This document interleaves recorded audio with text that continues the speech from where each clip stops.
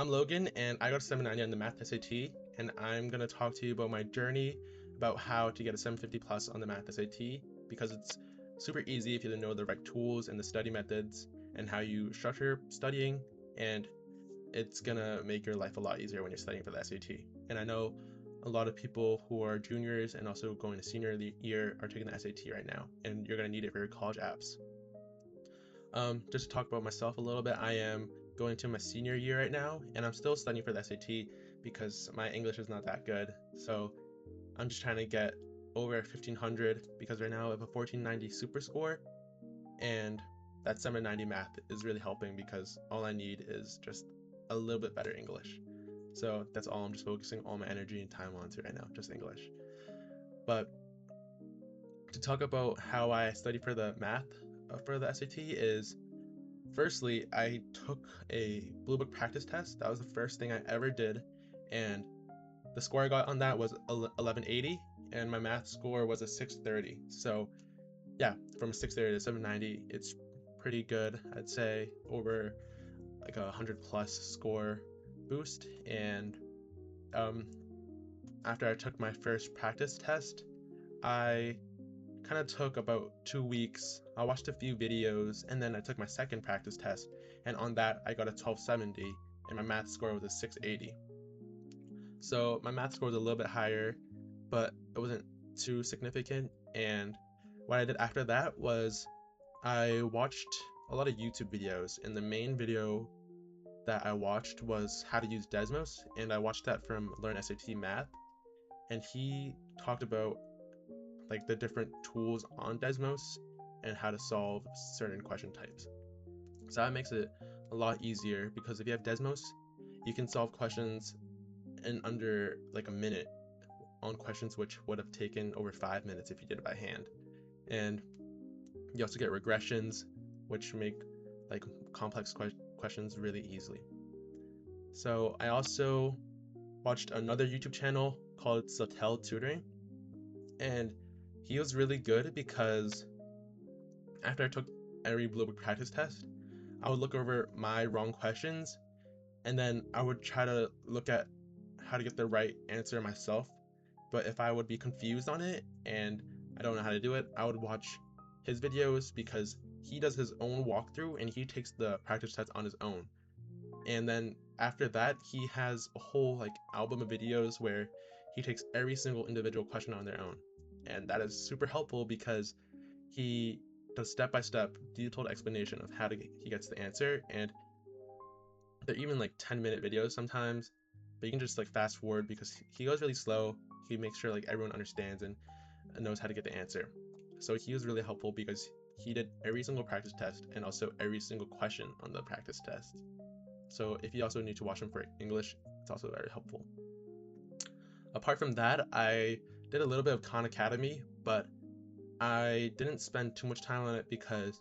I just spent most of my time on the College Board question bank because those are questions straight from the College Board, and I'd say those are more beneficial than Khan Academy questions because College Board makes the SAT. So I'm like basically getting questions that are super similar to the questions that are on the actual SAT, if not like basically the same. And that's like really beneficial because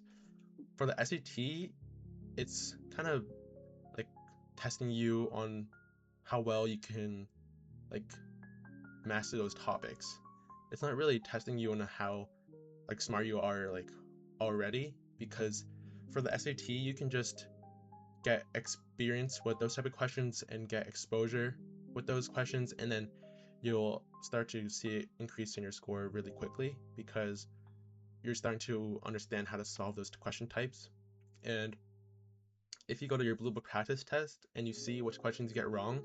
and you're seeing a pattern in the type of questions you get wrong, you can just go to the College Board practice question bank and you can just filter by your question type, and then you can just do those type of questions and just grind those type of questions. And you can also filter by difficulty, and if you want to just do hard questions, then you can just focus on hard questions because those are usually the ones that most people get points taken off, because on the second module of for the hard one, you can go like question 18 through 22. Those are usually like super hard, and you might not know how to approach them if you don't have experience or exposure with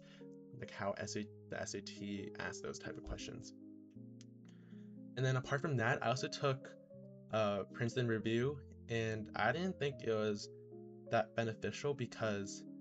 it was super surface level. So I took the SAT Essentials class, and it was about a 2-week class, about 2 hours every day, and I didn't think it was good because it was kind of talking about stuff I already knew in high school, like stuff I'd learned in just my normal math class. So I didn't think that it was important, and that also led me to not wanting to get a private tutor because I just thought it would be a waste of like money because private tutors are super expensive. So I didn't get a private tutor, even though I see a lot of people getting private tutors and they're spending about like thousands of dollars. I don't think it's worth it because you can definitely just self-study and you can just grind on those questions on your own, and you can just get that experience, and then that will help you on the SAT so much more than just the private tutor, because the private tutor is kind of just keeping you consistent, making sure that you do your studying. But if you can stay consistent on your own, then you're completely fine. I also didn't really use any textbooks, but if you were to get a textbook, I think the College Panda like math books are super beneficial, is what I've heard, and